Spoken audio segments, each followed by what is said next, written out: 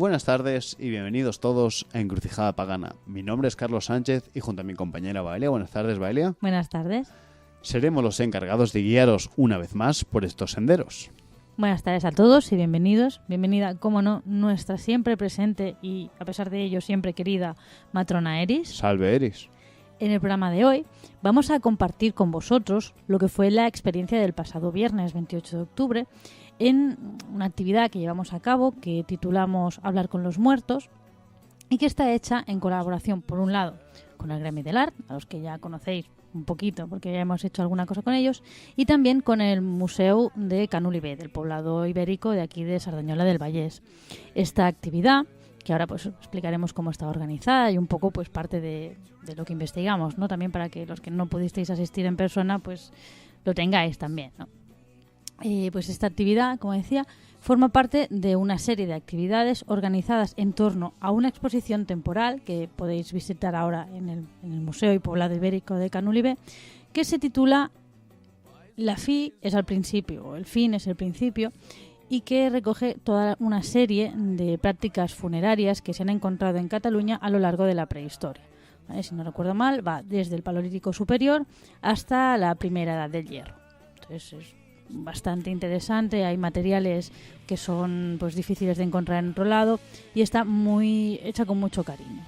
O sea, es una de las exposiciones que están sacando el colectivo de la Arqueoxarxa, que es pues una reunión de los diferentes museos que hay aquí en Cataluña, que pues van haciendo piña y son bastante interdisciplinarios a la hora de montar organizaciones.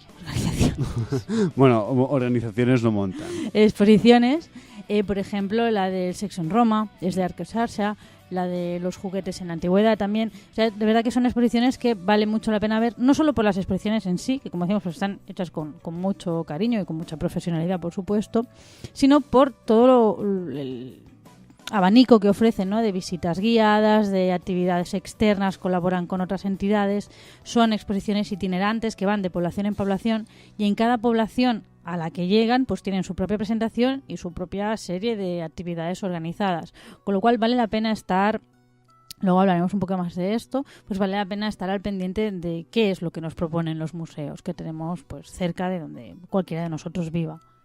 Bueno, la verdad es que hablando de museos, nosotros damos las gracias al Museo de Canulibé por su buen recibimiento. La verdad es que nos sorprendió, ¿no? que buscaran pues una actividad relacionada con estos temas, más concretamente de la comunicación con los muertos. Pero bueno, nosotros la verdad muy agradecidos, pues participamos con ellos con el corazón abierto. Y muy contentos también. Porque nos daban la opción de tratarlo según nuestras propias pautas, como por decirlo de alguna manera, ¿no? Con una seriedad. Igual en otros centros pues se hubiera tirado más, se hubiera decantado más hacia el morbo o hacia el amarillismo, que es lo que nos hemos encontrado algunas veces al colaborar con entidades públicas y privadas.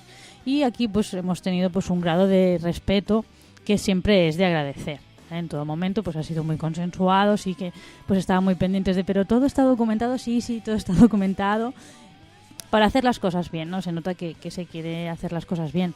También estamos muy contentos, por otro lado, por la afluencia que hubo al evento. O sea, no hay que olvidar que nosotros aquí en Sardañola pues, no es una ciudad pequeña, es una ciudad medianita, pero todo lo que quede lejos de Barcelona es un poco tabú, ¿no? La gente se tiene que desplazar, y más a una hora como lo hacíamos, que eran las 10 de la noche. Entonces, por eso contábamos con que asistiera pues un grupo reducido de personas y pues asistió más gente de la que esperábamos, obviamente pues mejor que mejor, ¿no? Porque ya que hemos invertido pues un trabajo en hacerlo, en exponerlo, pues siempre se agradece que llegue al máximo de gente posible. Bueno, la verdad es que sí, la verdad yo me sentí muy cómodo durante toda la exposición y fue una verdad un amor de sitio, un amor de gente y un amor de recibimiento. Bueno, al margen de lo bien que fue, todo se va a decir, en el programa de hoy lo que vamos a hacer es básicamente ofrecer todo un poquito, un resumen, una explicación de toda esa información que tuvimos, que es mucha y no podemos darla toda, y obviamente no la vamos a poder dar con toda la gracia y el amor y el cariño que le hicieron nuestros compañeros, porque obviamente también hablaron pues Semproniana, habló Héctor, hablaron varios de nuestros compañeros, y pues ellos tienen matices que nosotros pues no tenemos y tendremos que sustituir como por ejemplo en el caso de algunas cosas con lecturas. Pero bueno, por eso también es la magia de la radio. Bueno, la exposición vamos a contar que estaba dividida. Estaba dividida en 3 secciones, ¿no? La primera, de la que sobre todo nos va a hablar Baelia, es la sección de la tradición. Es en la que, que estaba representada por una mesa en la que nos encontrábamos pues, con un candelabro, unas velas, unas ofrendas en forma de castañas, panellets, frutos secos, unas trampas de espíritu. Creo recordar que... ¿Qué más había? Había... ¿cómo se llama esto? La lámpara de aceite de cerámica. También estaba... El cántaro. El cántaro, un alma de cántaro. Y luego pues había algo más, había un elemento más. No había un elemento más luego. Había la segunda sección que estaba representada por una mesa en la que había una cabeza de cabra que el museo nos dejó muy amablemente. Había unos pocos grimorios y unos huesos. Entre medias de esas 2 mesas había una vitrina enorme. Así la gente se hace un poco una idea de lo que estamos explicando. Había una vitrina enorme en la que había tanto unos espejos de obsidiana como unas bolas de cristal, una casa de espíritu y una serie de hierbas que nuestra compañera semproniana trajo para hablar sobre el mundo de las plantas y su relación con los muertos. Y luego ya una tercera sección que consistía en 2 mesas en la que una se veía pues una serie de elementos de magia ritual acompañados del dogma Dogma y ritual de alta magia. Dogma y ritual de alta magia, exactamente, de Eliphas Levi. Muchas gracias, Baelia. Y luego, pues en otra que había pues fotos de fantasmas, una ouija, elementos de parapsicología, ¿no? Para las nuevas formas de contactos y leyendas pues contemporáneas sobre el mundo de los muertos. Y la ouija. La ouija. Y era... 2 preciosos modelos de ouija. Sí, desde aquí damos las gracias a nuestra compañera Vanessa de Ciudad 8 por su... genial ouija, porque la verdad era una ouija tamaño familiar. Sí. Es una ouija tamaño familiar que tiene su propia historia a la hora de cargarla. Exactamente. Bueno, pero anécdotas tenemos de toda la noche. Bueno, al margen de esto, pues vamos a pasar a dar unas cuantas pinceladas bueno, pues como siempre lo hacemos, ¿no? Desde aquí en Encrucijada Pagana, sobre todo lo que fue la exposición, empezando pues por el principio. Vamos a empezar por el principio con el tema de la tradición, ¿no? Porque ya que bueno, es una época de muertos, ¿no? Lo que mucha gente piensa antes de la fiesta, ¿no? Que ahora se ha popularizado con el tema de Halloween, etcétera. Pues mucha gente piensa en la tradición, ¿no? Porque no queremos lo foráneo, porque queremos conservar nuestra tradición, porque Halloween no se celebraba aquí. Bueno, pues esta es una de las cosas que nada más empezar la exposición ya aclaramos. Aclaramos porque es cierto que Halloween, con ese nombre, con esas costumbres, no se celebraba aquí, pero sí que hay un sustrato cultural común que nos une a ese tipo de fiestas, precisamente, y es que durante esas fechas sabemos que en Cataluña, por ejemplo, se hacían desde las famosas lámparas de nabo y de calabaza hasta ciertas prácticas de las que iremos hablando, ¿no? Que nos enlazan con esta costumbre de los muertos, un cierto desgobierno, etcétera. A ver, aquí hay 2 cuestiones. Bueno, lo primero que dijo Carlos a la gente que entró, a las personas que vinieron a visitarnos, fue: todos vamos a morir. Y esa fue su carta de presentación. Ahora ya, sabiendo que todos vamos a morir, como han muerto muchos antes que nosotros, vamos a ver si esto después de muertos continúa o no continúa. Gracias por recordarme el inicio, porque me lo pensé mucho, estuve meditándolo todo el día, que lo sepas. Está bien. Entonces, una vez pues hecha la recepción, explicamos un poco cómo estaba organizada la sala. Fueron 3 ámbitos, lo que comentaba Carlos. Lo organizamos todo en base a mesas, ¿no? Entonces, sobre cada mesa había una serie de elementos que nos daban pie pues, a hablar de estas 3 partes, por así decirlo, de la exposición. Una vez subíamos arriba, le dijimos a pues, las personas que habían venido que se dieran una vuelta por allí, que se fueran quedando pues, con las cosas que les llamaban más la atención o menos la atención. También porque, como empezamos hablando del tema de las tradiciones, no son tradiciones que nos vengan de nuevo, son muchas cosas que muchos tenemos en casa de toda la vida o que hemos vivido con nuestros padres o con nuestros abuelos y que no hemos reparado en si tenían un significado detrás o no. Muchas veces este tipo de exposiciones, nosotros cuando intentamos hacer difusión cultural, no hay que olvidar que esto pues, es muy entretenido, pero no deja de ser difusión cultural, no es que presentes nada nuevo. No es que vayas a presentar elementos exóticos que la gente no haya visto en su vida y causes un efecto de sorpresa, no.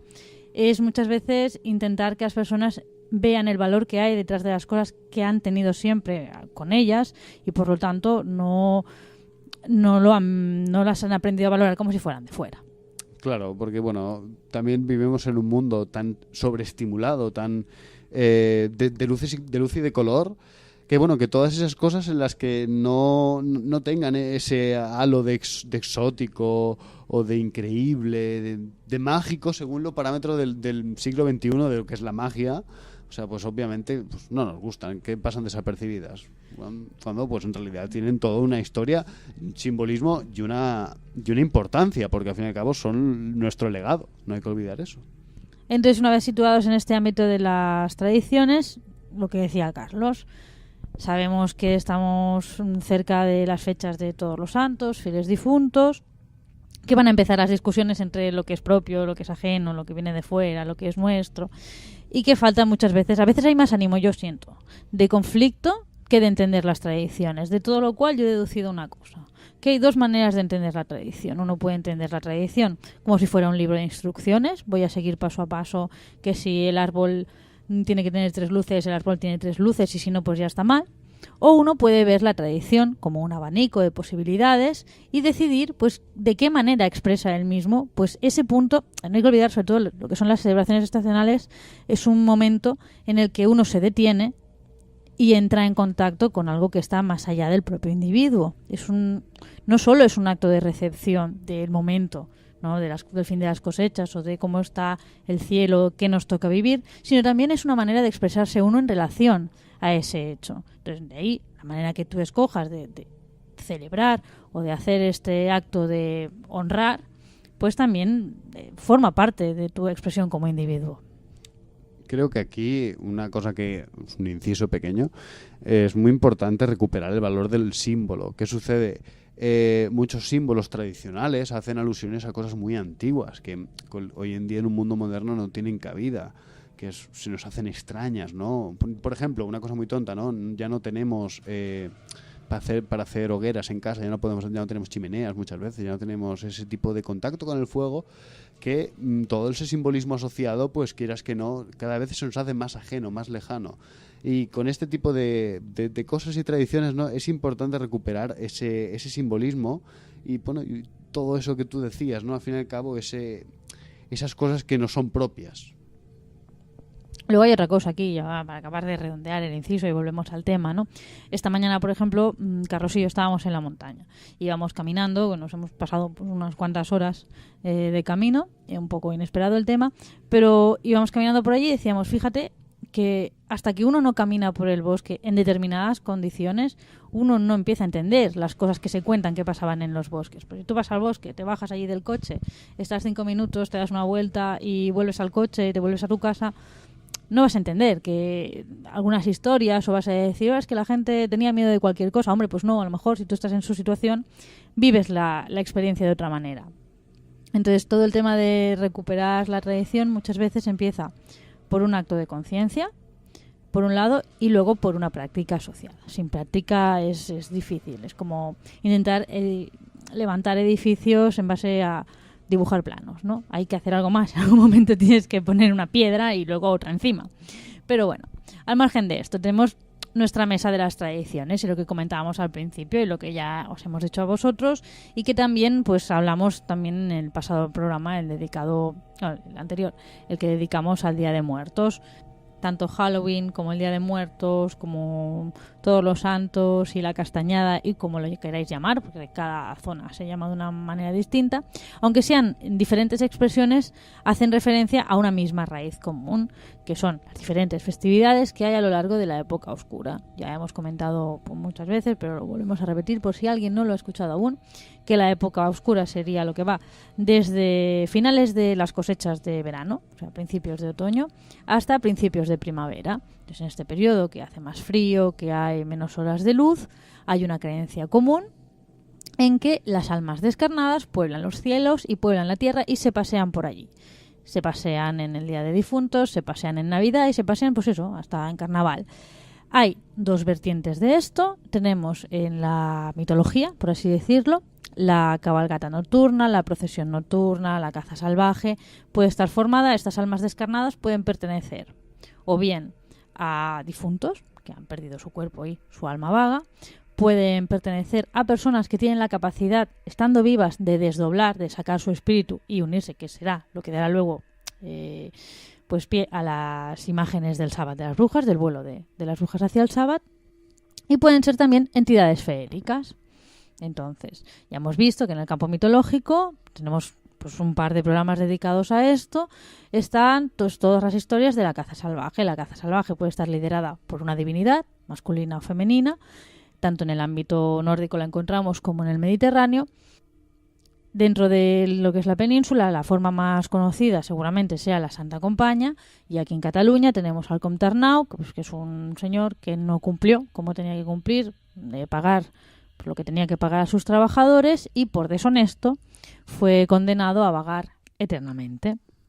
Además de las narraciones de la caza salvaje, vemos que estas almas descarnadas también aparecen de vez en cuando como entidades solitarias, cuando tienen la importancia suficiente para mostrarse como individuos, y entonces dan origen a todas esas entidades de origen ambiguo, o de aspecto ambiguo, que tienen un lado muy luminoso, por así decirlo, y que bajan en Navidad a darnos regalos si hemos sido buenos, pero que si no hemos sido tan buenos o creen necesario que merecemos un castigo, pues vienen a castigarnos.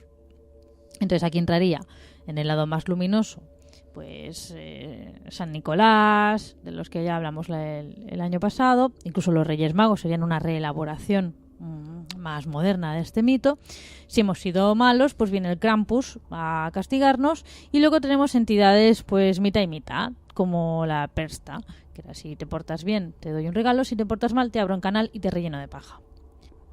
Entonces, en referencia a la exposición, lo que comentábamos es que aunque muchas veces conservamos uno o dos mitos que nos han llegado de manera popular, de la manera en cómo se expresa el tema de la caza salvaje en nuestra cultura, se ha perdido un poco la noción de lo que significa la época oscura. No es solo que haya entidades libres por allí descarnadas vagando, sino que hay esta cercanía con todo lo que está por concretar, con todo este tipo de almas que incluyen a los difuntos, y la convivencia que tenemos con ella es mucho más cercana.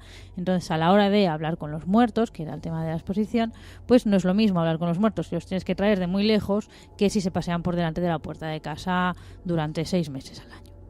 Tras toda la introducción, ¿no?, a esta mitología, esta cosmología de la época oscura del año, que es compartida, pues como ya hemos dicho, por básicamente casi todo el territorio europeo, pasamos a los pequeños detalles que contaba, por ejemplo, la mesa, que era la primera parte de la exposición, la parte de las tradiciones. Por ejemplo, una serie de curiosidades que llamaron a la atención de la gente, porque la gente participaba y nos preguntaba pues activamente, ¿no?, qué era esta cosa o qué era esta otra. Fueron, por ejemplo, el cántaro que teníamos ahí puesto, que nuestra compañera semproniana nos explicó que el cántaro era básicamente un recipiente, ¿no?, porque se creía que los recipientes vacíos eran pues buen receptáculos en los que los muertos pues les gustaba ponerse. Y un cántaro, como normalmente la gente tenía cántaros vacíos, pues era un sitio donde podías meterse un muerto, y de ahí la expresión de alma de cántaro, ¿no? Pues en un càntir, en catalán, pues ahí también se metían los muertos. Otros elementos, ¿no?, que llamaron mucho la atención fueron un crucifijo, ¿no?, que obviamente pues toda la tradición cristiana dando en torno a la comida, como esto de rezar un rosario mientras se hacen las castañas para luego rezar un Padre Nuestro antes de cada castaña, es un trabajazo. Tú te lo pones a pensar y dices, vaya a trabajar comerse una castaña.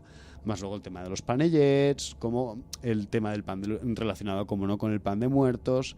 Este tema del dulce, el pan dulce que nos acompaña en la tradición y hace que comamos estas cosas para, de alguna manera, pues conmemorar a los que se han ido. Es un tema pues que ahí estaba presente en el tema de la comida. Una de las cosas que veíamos era que, así como el mito de la caza salvaje pues tiene su parte mítica, esto se refleja también en lo que son las tradiciones populares. Entonces, por un lado tenemos nuestras propias cazas salvajes, por así decirlo, que aquí entenderíamos como carnaval: salemos, hacemos rúas, nos disfrazamos, etcétera. Y luego está todo el tema de ir bien de casa en casa pidiendo por dulces, sí. Exacto, es un poco diferente aquí, pero bueno. Pero lo tenemos también en Navidad con los villancicos, los niños que van de puerta en puerta cantando villancicos y pidiendo el aguinaldo, ¿vale? Todas estas prácticas vienen de la idea de que, por un lado, los muertos nos ayudan, o sea, nosotros podemos pedir ayuda a los muertos y nosotros podemos ayudar a los muertos a que alcancen un estado mejor en la otra vida. Entonces vamos a encontrar un montón de prácticas que detrás, es lo que decía Carlos, por ejemplo, antes de comer cada castaña, cuando quemabas las castañas había que rezar un Padre Nuestro u otra oración o hacer un rosario. Todas esas preces eran dedicadas a que las almas que estaban en tránsito, por así decirlo, alcanzaran un buen estado en la otra vida. Y aquí ya pues depende de la visión del catolicismo que tenga cada uno, la manera en cómo se explicaba qué otra vida o a qué mejor estado podían alcanzar las almas. Pero entonces encontramos, por ejemplo, que el tema de los panes que se regalan en los funerales, los panes que se ofrecen el día de difuntos, muchas veces iban destinados a ser limosnas para los más pobres o los más desfavorecidos de la comunidad, pero precisamente a cambio de que estas personas rezaran por el alma del difunto, ¿no? Para ayudar, cuantos más rezos, pues mejor le iba a ir a esa alma que estaba en tránsito. De aquí pues se deriva también todo el tema del chantaje que se le hace al ánima sola. No olvidemos que al ánima sola se le piden cosas, es la última alma del purgatorio, o sea, la última que va a salir. Entonces se le ofrecen rezos y cosas especiales a cambio de que cumpla con nuestras peticiones. Están las dos caras de la moneda. Bueno, y empalmando con el tema del ánima sola, ¿no? Una parte de la exposición era que el tema del contacto con los muertos ya surgió, ¿no? Desde los orígenes en los que precisamente había este culto a los muertos. Bueno, pues enlazando, ¿no?, con esa idea, pues poco a poco con el tema de, precisamente el tema del cristianismo, el contacto con los muertos no se vio muy pues relegado a ese tipo de ayudas en las que o salvabas ánimas del purgatorio o como mucho rezabas por los tuyos. Bueno, pues nosotros en nuestra segunda parte pues ya introducimos el tema de la magia, que es el tema del contacto con los muertos a partir de la intención, ¿no?, de un mago, de un brujo, para que estos le revelen cosas, ¿no?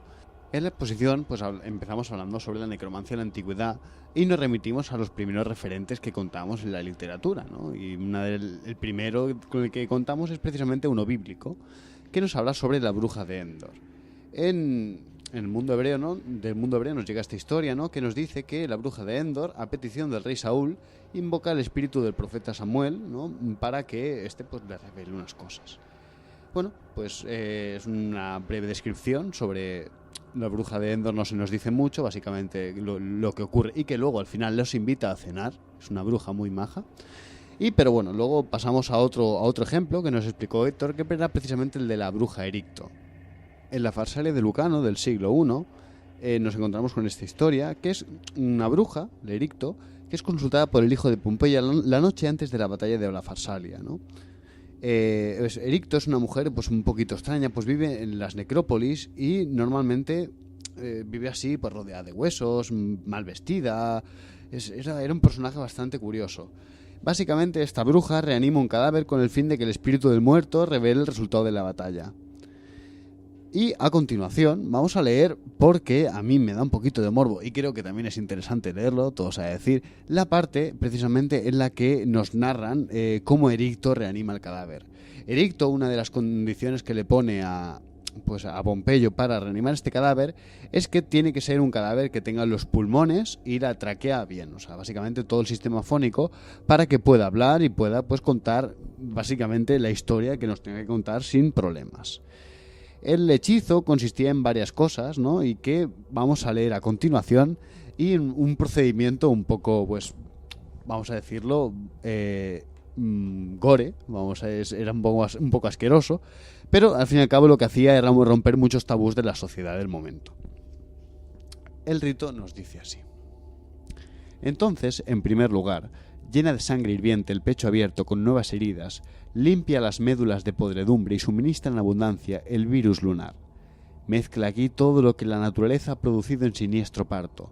No falta espuma de perros hidrófobos, ni vísceras de lince, ni nudosas vértebras de hiena y médula de ciervo, apacentado con serpientes, ni la rémora, y los ojos de dragón, y las piedras entibiadas que resuenan bajo el águila que está empollando, ni la serpiente voladora de los árabes, ni la víbora nacida en el Mar Rojo, custodio de las conchas preciosas, o la piel de una acerastes, líbica todavía, o la ceniza del fénix colocado sobre el altar oriental. Añade hojas impregnadas de nefando encantamiento y de hierbas sobre la que su impura boca escupió cuando brotaban, y todo el veneno que ella misma dio al mundo. Comienza el conjuro. La voz poderosa de la maga esparce primero murmullos disonantes y muy diferentes del lenguaje humano. Posee el ladrido de los perros y el aullido de los lobos, el lamento del búho y de la nocturna estrige, el bramido o el rugido de las fieras y el silbido de la serpiente. Expresa también el gemido de las forestas y el trueno de la nube que se rasga. Tantas voces se confunden en una sola. Luego lo llena todo con su canto mágico tesalio y su palabra penetra en el tártaro. Euménides, horror de la Estigia y castigo de los malvados. Caos, ávido de confundir innumerables mundos. Y tú, Estigio, y vosotros, Elíseos, que ninguna Tesalia puede merecer. Y tú, Perséfone, que odias al cielo y a tu madre. Y tú, por último, Hécate, merced a la cual los manes y yo podemos comunicarnos con tácito lenguaje. Y tú, portero de la vasta morada que arrojas nuestras vísceras al cruel perro. Y tú, barquero de la onda ardiente, escuchad mis plegarias. Si os imploro con boca bastante nefanda e impura, si jamás os dirijo mis conjuros ayuna de fibras humanas, si frecuentemente os he ofrecido senos fecundos, si he lavado con un cerebro todavía caliente las entrañas cortadas, si todos los niños cuyas cabezas y vísceras yo colocaba sobre vuestros platos estaban destinados a vivir, dad cumplimiento a mis ruegos. No os reclamamos un alma largo tiempo oculta en el tártaro y habituada a las tinieblas, sino un alma que acaba de huir y descender. Todavía está detenida en la primera hendidura del orco, y aunque escuche estos encantamientos, una sola vez verá los manes. Que la sombra de quien poco era soldado nuestro revele todo el futuro de los pompeyanos al hijo del jefe, si es que las guerras civiles os resultan beneméritas. Recitada esta primera invocación, Lucano cuenta cómo la repulsiva hechicera eleva su cabeza adornada de víboras, con la boca cubierta de espuma, y ve cómo la sombra del cuerpo tendido se pone en pie. Temerosa de sus propios miembros exámenes y de las odiosas barreras de su antigua prisión ya muerta. El poeta expresa con inspiración suprema cómo la pobre ánima tenía miedo de su cadáver y sentía repugnancia de entrar en un pecho abierto, en las vísceras laceradas por heridas mortales y en la carne desprovista del calor y la ternura de la vida. Al manipular sus restos se arrebataba al desgraciado guerrero injustamente el último favor de la muerte cruel, el descanso y la inmortalidad. En una segunda oración, amenazadora y rezumante de veneno, que es la que los dioses más temen de las magas tesalias, Ericto, impaciente por la tardanza de la resurrección del muerto, increpa a los manes, a las furias, a Perséfone e incluso a Hécate, y les insulta ferozmente diciendo que si no le hacen caso, llamará al que puede mirar abiertamente a la Gorgona, al que habita más abajo del Hades y es capaz de jurar en falso por las ondas estigias, o bien que revelará sus nombres secretos y sus intimidades, especialmente las de Perséfone, y arrastrará hacia la luz sus cuerpos acostumbrados a la tiniebla infernal. Al punto la sangre coagulada del muerto se calienta, refresca las negras heridas y fluye por las venas hasta las extremidades de los miembros. Las fibras sacudidas trepidan bajo el gélido pecho, y una nueva vida, infiltrándose por las entrañas paralizadas, se mezcla con la muerte. Entonces todos los músculos palpitan, los nervios se estiran, y el cadáver no se levanta del suelo poco a poco y miembro a miembro, sino que, rechazado por la tierra, se yergue súbitamente y abre los ojos. Todavía no tiene el aspecto de un ser viviente, sino el de quien está a punto de morir. Continúa pálido y rígido y se muestra estupefacto de haber sido devuelto al mundo. No puede hablar, solo contesta a las preguntas de la maga, que se dirige a él con respeto y cierta ternura otorgada por el aliento del poeta más que por el carácter del personaje, prometiéndole que si dice la verdad ella le proporcionará una muerte y un descanso tranquilos que durarán en el tranquilo sueño leteo tanto como el universo, a salvo de cualquier encantamiento de mago o maga tesalias. Él responde triste y con lágrimas en los ojos. Su oráculo es aparentemente ambiguo, aunque de gran riqueza de significado para los consultantes. Pompeyo será derrotado con gloria en la batalla que se avecina, vivirá tranquilo con su familia y no morirá hasta más tarde en tierras lejanas. A falta de Héctor, nuestro querido compañero, este fragmento que hemos leído lo hemos sacado del libro Brujas, sapos y aquilarres de Pilar Pedraza. Bueno, finalmente lo único que hace Ericto es deshacerse del cadáver, darle un entierro y quemarlo para así que no vuelva a ser víctima de ninguna maga tesalia. Bueno, de todo este mundo antiguo en el que la necromancia era un acto que también era llevado por gente como la bruja Ericto, ¿no? También heredamos toda la concepción de que había un culto a los muertos y un contacto mucho más cercano con ellos. ¿Qué sucede? cambia el paradigma con la llegada del cristianismo y su extensión por toda Europa. Y con él, pues obviamente llega a este punto en el que la comunicación con los muertos es vista como algo que hay que evitar. No es algo vista como normalmente como algo herético, un resquicio de paganismo. Y por lo tanto, pues no se considera como algo muy bueno esto de hacer ofrendas de sangre a los muertos o hacer según qué ritos, porque... Pero ofrendas de cualquier tipo. Exactamente. Leíamos, por ejemplo, que el tema de poner velas a los difuntos era una cosa pues propia del mundo pagano, romano, y que hasta el siglo V habían estado prohibidas. Los cristianos lo que ponían a los difuntos era lámparas de aceite.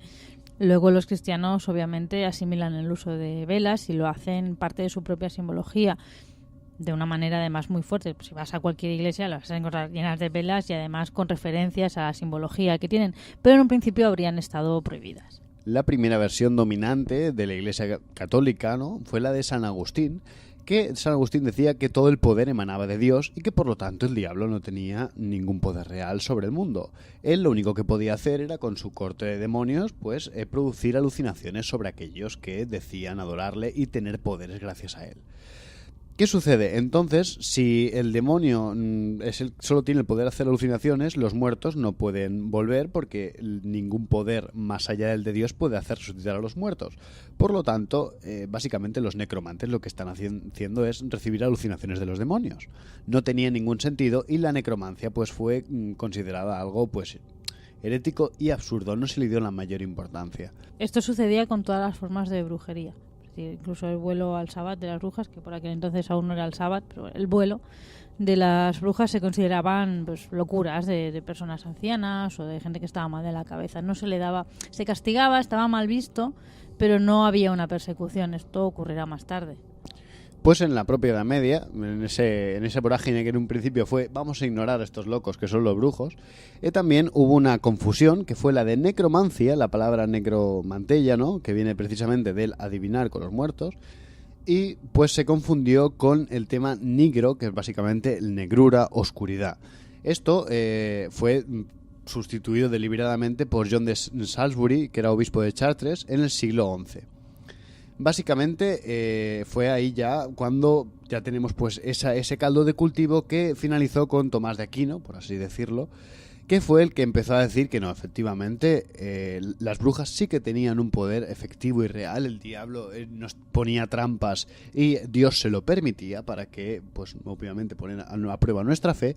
Y por lo tanto cambió toda la idea en torno a las brujas y a los adoradores del diablo. Ahora lo que hacían ya no era una simple superstición, ahora estábamos hablando de un poder fáctico que debía ser combatido. A su vez, había una serie de revoluciones intelectuales, por así decirlo, en Europa a lo largo de la historia, que llevaron pues a una catalogación, a un intento incluso precientífico de sistematización de la magia, y en ella vemos las primeras demonologías y nos encontramos como no, pues en la mesa teníamos dos ejemplos de grimorios, ¿no? Pues los primeros grimorios supuestamente que provienen de fuentes muy antiguas, y normalmente vemos que esos grimorios vienen de fuentes hebreas, fuentes árabes, etcétera. En una de nuestras vitrinas, otros objetos que teníamos eran precisamente unas bolas de cristal, ¿no?, y unos espejos, y un tema del que hablamos fue precisamente el tema de cómo la necromancia, ¿no?, adivinación con los muertos, ha tenido muchas formas, y una de ellas ha sido la de contemplación con las bolas de cristal, ¿no? Aquí nuestro compañero Rubén pues nos explicó el tema de cómo funciona la contemplación con los espejos de obsidiana y pues cómo las diferentes formas de comunicación con los muertos, muchas de ellas tienen que ver con espejos, tienen que ver con reflejos, etcétera. También hicimos un apunte, ¿no?, entre la magia práctica, ¿no?, que es la magia que invoca a los muertos con tal de obtener algo de ellos, y la magia más adivinatoria, que es en principio la que solo contacta con tal de hablar. Otra cosa que vimos es que al lado de estas formas de magia oculta, de los grimorios, de esta sistematización de los reinos demoníacos, subsiste en relación con la magia de los difuntos, con la magia de los huesos, pues esta superstición popular que a veces está más cercana a la religión cuando hablamos de reliquias, de mártires o santos, pero que también toma formas mucho menos santas, por así decirlo, y nos da ejemplos como el hecho de que se recogieran cadáveres o pedazos de cadáver que incluso se vendían de forma pública, no por escondido, sino a la vista de cualquiera. Tú podías comprar un trozo de cadáver de un ajusticiado para hacer un amuleto, para hacer determinados trabajos de magia. Y de hecho hasta el siglo XIX se consideraba que tener algún trozo de hueso humano en casa era un amuleto de buena suerte. Efectivamente, como las falanges de los dedos para el juego. Esto por lo visto es infalible. Habrá que probarlo. Una de las cosas que vimos en la exposición es que la necromancia a lo largo de la historia de alguna manera se va complicando. Porque, por ejemplo, en los orígenes vemos que los rituales necrománticos eran bastante sencillos, entre comillas. Y como ejemplo ponemos el de la Odisea de Homero, en el que Ulises, siguiendo las instrucciones de Circe, se va a cierto lugar para llamar al sabio Tiresias. A continuación leeremos el fragmento del canto número 11 en el que vemos el proceso que siguen para invocar al ciego. Arribados allí, en tierra firme varamos, y luego nos llevamos las reses, siguiendo el perfil del océano, hasta haber alcanzado aquel punto indicado por Circe. Perímedes y Euríloco asieron entonces las víctimas. Saqué luego de junto a mi muslo la espada agudísima, abrí entonces un hoyo que un codo por lado tenía. Y vertí en torno de él 3 ofrendas por todos los muertos, la primera con leche y con miel, la segunda con vino, la tercera con agua, y vertí blanco polvo de harina. Invoqué a los muertos al fin, a sus cabezas inanes, prometiendo matar y en Ítaca una vaca infecunda, la mejor, y quemarla en la pira con ricas ofrendas. Por Tiresias sacrificaría un carnero bien negro y sin mancha, el que más destacara entre todos mis hatos. Invocado ya el pueblo excelente de todos los muertos, tomé entonces las reses y las degollé sobre el hoyo, y la sangre corrió con oscuro vapor. Del érebo ascendieron, reunidas, las sombras de muchos difuntos, novias y jovenzuelos y ancianos que mucho sufrieron, y muchachas con penas recientes en sus corazones, y varones heridos por lanzas de punto de bronce, a los que Ares mató y cuyas armas aún sangre tenían. Una turba agitábase en torno del hoyo, gritando de manera espantosa, y entonces sentí verde miedo. Animé a mis amigos, mandé desollaran las reses, degolladas allí por el bronce implacable, en el suelo, y después las quemé e invoqué con mi rezo a los dioses, al potente Hades y a la terrible Perséfona, juntos. Saqué luego de junto a mi muslo la espada agudísima, me senté y no dejé a ningún muerto de inane cabeza a la sangre llegar, mientras no me informase Tiresias. En la exposición, pues nosotros explicamos este rito como una forma sencilla, ¿no?, de necromancia. También, a modo de curiosidad, comentamos otro muy breve que era una forma de necromancia propia de los países germánicos, que era la de dormirse encima de las tumbas. Que era básicamente te dormías encima de una tumba esperando que durante el sueño tuvieses un oráculo que te pusiera en contacto con el muerto. Bueno, pues vimos, ¿no?, como estas formas de necromancia pues derivaron con el paso del tiempo a formas muchísimo más complejas, que ya encuentran pues una de sus cúspides de complejidad en las formas rituales que nos encontramos en Dogma y Ritual de Alta Magia de Eliphas Levi, ¿no? Como ese momento de la magia ceremonial en el que hay que hacer no solo preparaciones de horas, sino de días e incluso casi meses en algunas prácticas. Una de las cosas que hizo Eliphas Levi, una curiosidad, mejor dicho, fue que él catalogó, digamos, 2 tipos de necromancia: la necromancia de la luz y la necromancia de la oscuridad, ¿no? Y él nos dice así: lo que se llama vulgarmente nigromancia no tiene nada de común con la resurrección, y es por lo menos muy dudoso que, en las operaciones relativas a esta aplicación del poder mágico, no se pongan realmente en relación con las almas de los muertos a quienes se evoca. Hay 2 géneros de nigromancia, la de la luz y la de las tinieblas. La evocación por plegarias, pentáculos y por perfumes, y la evocación por la sangre, las imprecaciones y los sacrilegios. La primera es la única que hemos practicado y no aconsejaríamos a nadie que se dedique a la segunda. Bueno, aquí vemos claramente cómo Eliphas Levi ya hace una catalogación así de la manera buena de llamar a los muertos y la manera mala. Y ellos dicen que solo hacen la buena, obviamente, ¿no? Bueno, básicamente lo que Eliphas Levi tenía era una concepción cristiana del mundo. Él era católico practicante y lo que sucedía es que pues no podía ser mago y aceptar todas las formas que eran herederas de paganismo, etcétera. Obviamente no podía ir en contra de esa religión católica que él procesaba. Así que por lo tanto quedó en esa catalogación, una simple curiosidad. Bueno, luego, aparte del ejemplo de Eliphas Levi, ¿no?, vimos las otras formas más modernas de comunicación que fueron surgiendo durante esa época del siglo XIX, en la que tanto el romanticismo, ¿no?, que pues alentaba, ¿no?, a recordar ese pasado, ese hermoso en el que había magia, etcétera, a, bueno, pues esas formas de recuperar cosas antiguas, la mirada hacia un mundo pagano, pues también creó un interés por el simbolismo. Este interés por el simbolismo, entre otras cosas, no solo derivó en personajes como Eliphas Levi, sino que también derivó a la creación y el interés en temas como la comunicación con los muertos, porque era un tema que la ciencia, pues, aún no se estaba metiendo y, bueno, digamos que en esas fechas comenzó a hacerlo, porque ya en 1882 en Londres se crea la Society for Psychical Research, así con un inglés de Oxford yo. Bueno, la cuestión es que esta sociedad, ¿no?, ya pues empezó con la investigación parapsicológica para investigar pues, desde el contacto con los muertos, la telequinesis, etcétera. ¿Qué sucede? La ciencia, ¿no?, pues por un lado pues creó este tipo de estudios, pero estos obedecían a una moda, porque en 1857 en Francia hubo un señor que se llamaba Allan Kardec que publicó el libro de los espíritus y con ello fundó el espiritismo. Esto nosotros lo comentábamos, ¿no?, porque fue una de las formas del siglo XIX que surge tiene un auge enorme respecto al contacto con los muertos. El espiritismo básicamente era una especie de, entre comillas, segunda religión, puesto que no tenía ritos, no contaba con sacerdotes, no tenía ni siquiera una especie de credo definido, sino que más bien eran unas directrices morales y una serie de ideas respecto a lo que ocurría después de la muerte, como por ejemplo la reencarnación.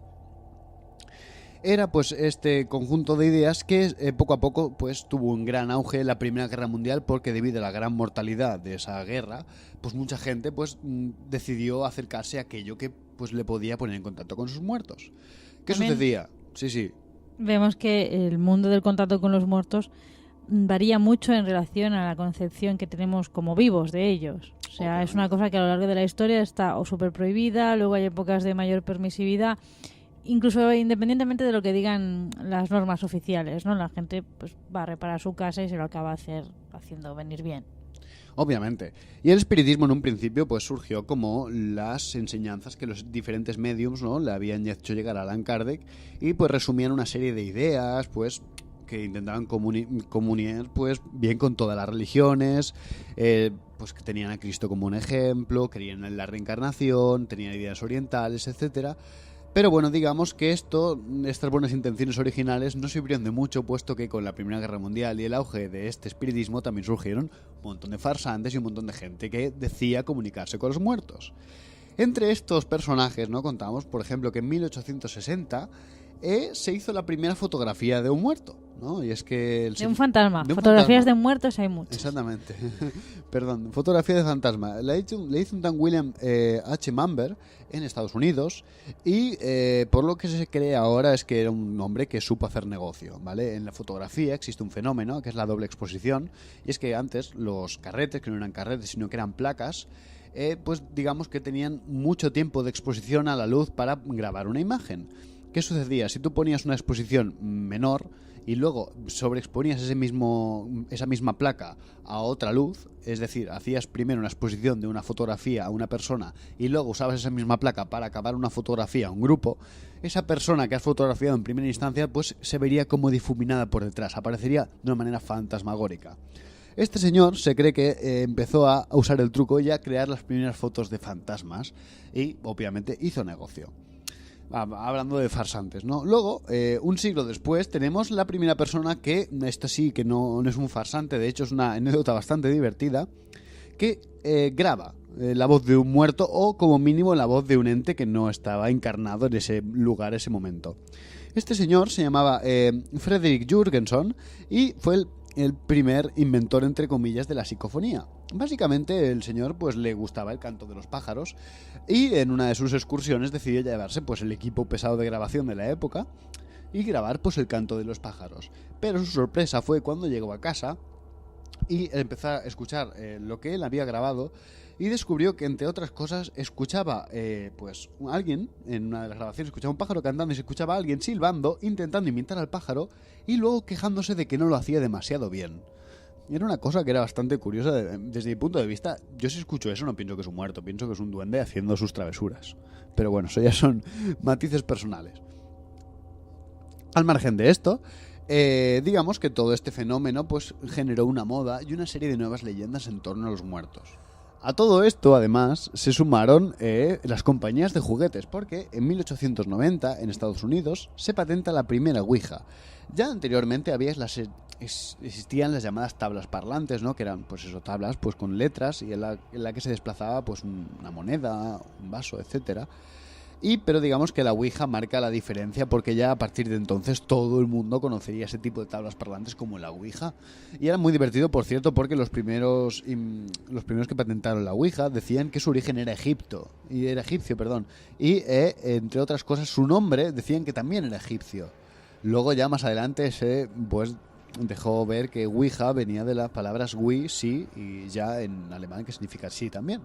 Básicamente es un juego de palabras muy tonto, pero para que veáis que ya desde esos tiempos lo de justificar las cosas con la antigüedad venía haciéndose. Hay una cuestión curiosa respecto a las tablas Ouija o las tablas parlantes, porque al estar patentado se comercializan bajo diferentes nombres, y es que la relación que hay entre la Ouija y el contacto con el mundo de los difuntos es una cosa hecha a posteriori, por así decirlo. De hecho, podemos encontrar libros en los que las tablas Ouija se usan para contactar con otra especie de entidades. O sea, hay gente que ha usado tablas Ouija, obviamente esto en el auge, ¿no? del contactismo extraterrestre, pues para hablar con entidades extraterrestres. Y también hay pues conocidos esoteristas que han usado la Ouija para contactar con partes de sí mismo, para como incluso como un oráculo indefinido, ¿no? Y bueno, ya finalmente, después de las psicofonías, de las fotos, de los juegos, pues ya hemos pasado a las leyendas modernas, ¿no? Desde los vídeos de muertos, ahora ya hay vídeos que graban fantasmas, hasta, bueno, incluso las nuevas leyendas y fenómenos como el hace muy reciente Charlie, ¿no? Que nos contacta con un espíritu llamado Charlie. O cualquier cosa. O con cualquier cosa, o incluso ya las nuevas creaciones de mitologías de muertos, desde los muertos que se comunican con nosotros a partir de vídeos, que lo hacen a partir de chats, de Facebook. Ya se conocen muertos que han hablado por Facebook. De hecho, hay muchas leyendas urbanas, si buscáis en YouTube encontraréis unas cuantas, de muertos que han dejado mensajes desde sus cuentas una vez pues habiendo tenido un accidente, etcétera. Pero bueno, la idea aquí un poco con la exposición era ver cómo este contacto con los muertos nos viene de muy lejos, nos viene, la idea de contactar con los que ya han partido, por así decirlo, pues sí que es de la antigüedad, y cada época histórica y cada situación geográfica, cada cultura lo ha expresado de su manera. Tal vez si no viniéramos de una época en la que esto ha estado tan mal visto, ha sido tan prohibido, pues se viviría con mayor naturalidad. Que no tiene por qué dar miedo. O sea, obviamente, y desde antiguo, y lo vimos también, al igual que hay muertos a los que invitamos a casa, a nuestros familiares, nuestros ancestros, porque los echamos de menos por las lecciones que nos pueden dar y por la manera que tienen de cuidar de nosotros, pues también hay muertos rabiosos de los que toda la vida pues uno se ha tenido que proteger, no vaya a ser que te los encuentres por los caminos y te amarguen la vida. Pero teníamos pues una serie de costumbres, una serie de creencias, una serie de cosas de las que echar mano, y aquello tampoco era tan extraño. Daba miedo, sí, pero bueno, si me lo encuentro pues ya sé cómo reaccionar. Ahora las cosas parece que son mucho más violentas. El encuentro con los muertos, el encuentro con los muertos queridos está mucho más regulado de una manera casi médica, por así decirlo. Que tú vas al cementerio, el cementerio es aquello como ir a un edificio de los años 60, plagado, ¿no? Desde el boom de la industrialización, Sí, son ciudades dormitorio de muertos. Exacto, tú vas allí y no tienes ese contacto con esa intimidad, a lo mejor, que tendrías en un cementerio pues de cariz más tradicional, ¿no? Y por otro lado, pues el contacto con los muertos que pueden llegar a dar miedo, vamos, es horrible, es que da miedo de pensar nada más. Hay gente que ve la tabla de Ouija y ya se asusta y dices, es una tabla. No te ha hecho nada aún. ¿No? Pero claro, también es la manera en cómo lo codifica nuestra cultura contemporánea. El miedo que se ha... O sea, por un lado es no pasa nada, el que está muerto pues está muerto y ya está, y no quiero saber nada más, ahí se queda lejos. Y por otro lado es porque como vuelva, mejor que se quede lejos. Bueno, básicamente esa fue un resumen toda la exposición. No hemos podido obviamente ofrecer todos los matices ni todo lo que hicimos, porque no tenemos todos los medios para volverlos a ofrecer, que si no lo haríamos, porque esto de dar cultura se nos da muy bien. Pero bueno, al margen de esto, fue un éxito personal para nosotros. La audiencia fue muy buena, el recibimiento muy cálido, y la verdad es que desde aquí damos las gracias a todos los implicados. Y nada, pues recordaros que la exposición sigue, el fin es el principio, sigue hasta enero en Sardañola, luego pues se desplazará a otras poblaciones y quedan aún unas cuantas actividades bastante interesantes pues relacionadas con este tema. Os las iremos poniendo en Facebook como hemos venido haciendo, pues ya cuando se acerque el día os las enseñaremos. Hay una de arqueología forense, hay una de banquetes funerarios, que yo creo que allí hay degustación y que esta también va a estar muy interesante. Y bueno, ya os lo iremos comentando también. Si podemos, a lo largo de la temporada intentaremos entrevistar a Joan Francés, sí, que es el director del Museo de Sardañola, para que ya nos explique pues más propiedad y detalle lo que es el contenido, ¿no? Lo que es las formas funerarias de la prehistoria. También es muy interesante porque toca, pues como decíamos antes, llega hasta la Edad del Hierro y ahí ya pues entramos un poco en la prehistoria, que es el ámbito que más nos concierne.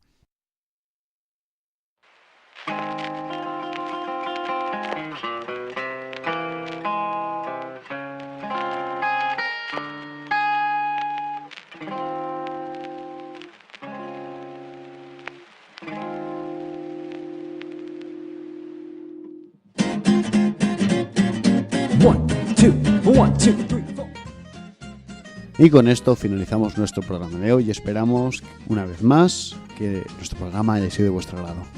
Desde Encrucijada Pagana, pues damos las gracias a todos los oyentes que nos escucháis, tanto desde Sardañola Radio como desde nuestros canales en iVoox o en YouTube. Como no, recordaros que tenemos nuestras vías de contacto abiertas en encrucijadapagana@gmail.com o a través de un mensajito privado en Facebook, y que os esperamos en nuestro peculiar cruce de caminos los miércoles de 8 a 9 en Sardañola Radio. Así que, queridos oyentes, nos oímos la próxima semana en Encrucijada Pagana, nuestro peculiar cruce de caminos. ¡Hasta pronto!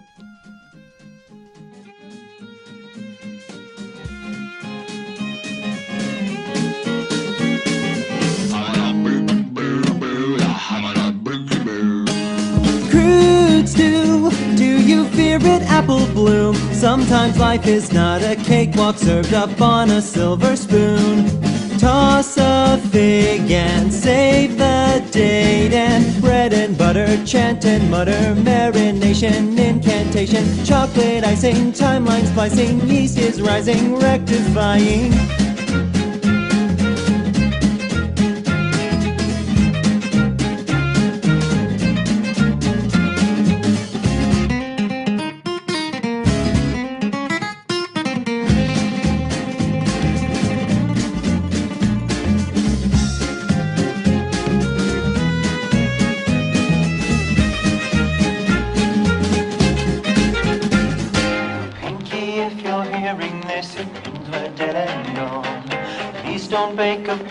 Just accept it and move on. My cauldron is preheated and I've got you in my thrall. Let's beat these yoke and save my folk by breaking the fourth wall.